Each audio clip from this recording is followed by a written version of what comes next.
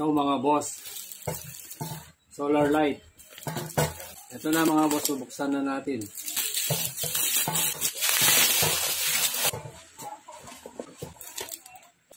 $100 solar panel. Ito yung remote. Oh, milaw agad mga boss. I-off natin. Pag connect natin mga boss, namatay siya. Yan, no? Kasi automatic siya. Kaya siya namatay dahil maliwanag mga boss. Pag tinakpan natin ito, mag-iilaw siya itong solar panel. Tingnan nyo. Pag tinakpan natin, mag-iilaw siya. At ngayon mga boss, nandito na tayo sa bubong. Ilalagay natin ito.